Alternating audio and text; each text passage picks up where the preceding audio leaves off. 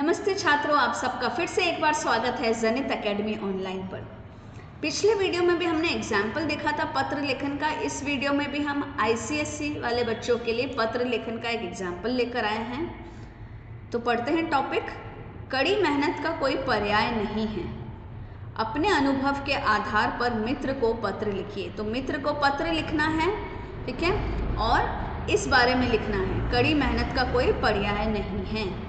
तो ये पत्र मैंने इस बुक से लिया है, complete course for ICSE Hindi for class 9th and 10th। Oswal Gurukul की ये बुक है, जिसका लिंक मैंने डिस्क्रिप्शन में दे दिया है। आप देख सकते हैं। इस बुक में बहुत सारे एग्जाम्पल्स हैं ताकि आपकी प्रैक्टिस बहुत अच्छे से हो जाए। Essays, letter writing, picture composition के अलावा आपकी पाठ्य पुस्तक भी है। तीनों पाठ्य पुस्तक की डिटेल्ड में explanation, word meanings, important questions सभी दे रखे हैं। तो आइए शुरू करते हैं। सबसे पहले लिखेंगे हम एड्रेस। तो इस तरीके से देखिए, 10 दीप्ति विहार आगरा। मैंने आपको ऑलरेडी एक वीडियो में फॉर्मेट सिखा दिया है। उसमें मैंने ये भी सिखा दिया है कि अगर मित्र को लेटर लिखना है तो हमें क्या लिखना है, स्टार्टिंग में क्या लिखना है, एंड में क्या लिखना है। वो वीडियो आप ज़रूर देख लीजिएगा, मैं उसको आई बटन में दे दूँगी, ठीक है।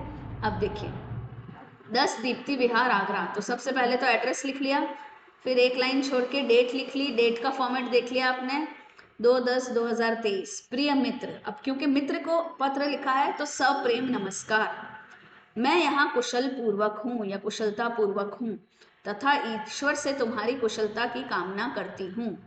तुम्हारे पत्र से ज्ञात हुआ मतलब मालूम हुआ या पता चला कि बहुत समय से मेरा पत्र ना मिलने से तुम नाराज व चिंतित हो। तो आप डायरेक्टली टॉपिक पे मत आइए, क्योंकि आप अपने फ्रेंड को लेटर लिख रहे हैं तो स्टार्टिंग की जो 1-2 लाइन्स है उसमें आप उससे कुछ भी नॉर्मल बातें कीजिए अपनी, ठीक है। फिर यद्यपि लंबे समय से मैं कर्म व भाग्य के बीच उलझा हुआ था। एक ज्योतिषी ने मुझसे कह दिया था कि मेरे जीवन में आगे पढ़ाई नहीं है ही नहीं, इसीलिए मैं सफल नहीं हो सकता। बीमारी के कारण अर्धवार्षिक यानी हाफ ईयरली अर्धवार्षिक परीक्षा का परिणाम अच्छा नहीं रहा था। अतः यानी इसीलिए शिक्षक व मित्रगण भी मेरी सफलता के प्रति आशंकित थे, उन्हें शक था।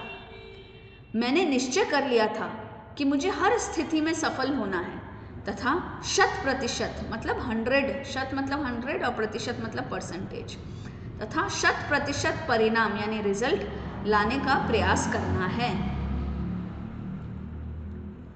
मैं पढ़ाई में कड़ी मेहनत करने लगा।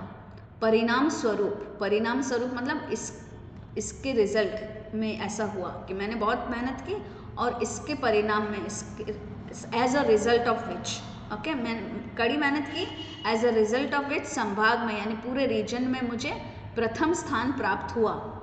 आज ही मेरा परिणाम आया है। अब वह ज्योतिषी तो कहीं दिखाई ही नहीं दे रहा। किसी ने सच ही कहा है कि कड़ी मेहनत का कोई पर्याय नहीं है, यानी कोई और विकल्प नहीं है। कड़ी मेहनत ही एक ओनली रीज़न है कि आप सक्सेस पा सको। आशा है कि तुम्हारी नाराज़गी दूर हो गई होगी।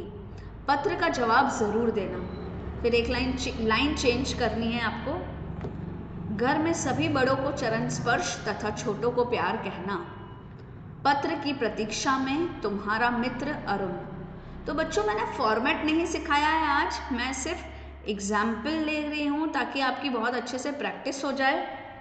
तो प्लीज़ अगर आपको फॉर्मेट या ये चीज़ें सीखनी है कि एंड नोटेशन क्या होना चाहिए, स्टार्टिंग में क्या होना चाहिए, मैंने बहुत सारे एग्जाम्पल्स के साथ, एक टेबल के साथ आपको सिखाया है, तो उससे आप ज़रूर पढ़िएगा कि प्रधानाचार्य को क्या लिखना है, टीचर को क्या लिखना है, माँ बाप को क्या लिखना है, मित्र को क्या लिखना है। अगर आप फॉर्मल लिख रहे हैं तो किस तरीके से सैल्यूटेशंस, एंडिंग और स्टार्टिंग होनी चाहिए। इनफॉर्मल के लिए मैंने बहुत सारे रेडीमेड सेंटेंसेस दे रखे हैं, तो आप वो वीडियो ज़रूर देखिए और उसमें से रेडीमेड सेंटेंसेस याद कर लीजिए ताकि आपकी स्पेलिंग मिस्टेक भी ना हो और आप अच्छे वर्ड्स यूज़ कर सके और आपको बहुत अच्छे अंक प्राप्त हो सके एग्ज़ाम में।